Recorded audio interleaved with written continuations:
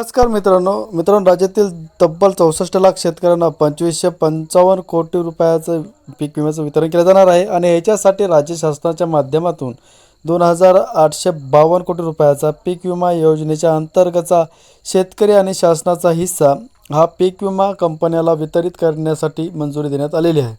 मित्रांनो, याच्याबद्दलची GR सुद्धा निर्गमित करण्यात आलेली आहे। याच्याबद्दलची आपण माहिती सुद्धा घेतलेली आहे आणि हाच पीक विमा आता शेतकऱ्याच्या खात्यामध्ये क्रेडिट व्हायला सुरुवात झालेली आहे, ज्याच्यामध्ये 2022चा खरीप हंगाम, रब्बी 2022चा हंगाम आणि याच्यासाठी 2,27,00,000 रुपयाची रक्कम ही प्रलंबित असल्याची शेतकऱ्यांना वितरित केली जाणार आहे।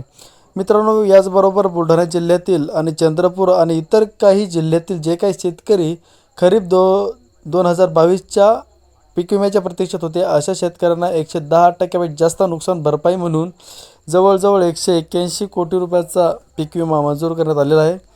ही रक्कम शासनाच्या माध्यमातून पीक विमा कंपनीच्या माध्यमातून शेतकऱ्यांना वितरित करण्यासाठी मंजूर केलेली आहे। मित्रांनो, याचबरोबर रब्बी हंगाम 2023मध्ये सुद्धा बुलढाणा जिल्ह्यातील, सोलापूर जिल्ह्यातील किंवा इतर काही जिल्ह्यातील शेतकऱ्यांचे प्रलंबित असल्याचे दायित्व हे शासनाच्या माध्यमातून वितरित करण्यासाठी मंजुरी करण्यात आलेली आहे। याच्यासाठी सुद्धा जवळजवळ 63,14,00,000 रुपयाचा पीक विमा वितरित करण्याची मंजुरी देण्यात आलेली आहे। मित्रांनो, याच्याच व्यतिरिक्त महत्त्वाचा होता तो म्हणजे 2024चा खरीप हंगाम।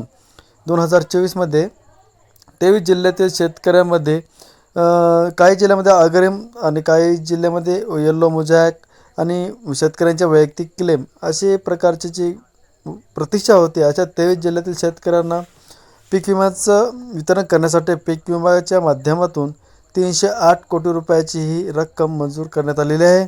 याच्यामध्ये अग्रिम आर्थिक जो काही नैसर्गिक आपत्तीमुळे मध्यवर्गी झालेले नुकसान आणि याचबरोबर प्रतिकूल नुकसान झालेल्या नुकसानीसाठी शेतकऱ्याच्या माध्यमातून क्लेम करण्यात आलेले आणि अशा दोन्ही नुकसान भरपाईसाठी 2,308 कोटी रुपयाची रक्कम पीक विमा कंपनीच्या माध्यमातून डायरेक्टली शेतकऱ्याच्या खात्यामध्ये वितरित केली जाणार आहे।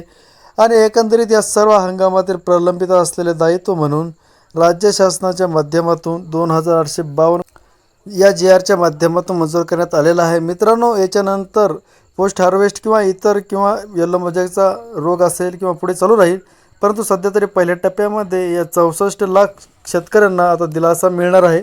एकंदरीत जर बघितलं तर 31 मार्च पूर्वी पीक विमा वितरित होणार अशा प्रकारची ग्वाही कृषी मंत्र्यांच्या माध्यमातून देण्यात आलेली होती आणि याच अनुषंगानं अशा प्रकारचं महत्त्वपूर्ण GR निर्गमित करून राज्य शासनाचा हिस्सा आणि अनुदान हे वितरित करून शेतकऱ्यांना दिलासा देण्याचा प्रयत्न केला गेला आहे।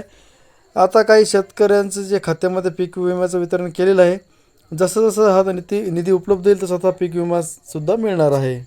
माहिती कशी वाटली नक्कीच कमेंटद्वारे कळवा आणि चॅनलवर नवीन असेल तर चॅनल सबस्क्राईब करायला विसरू नका।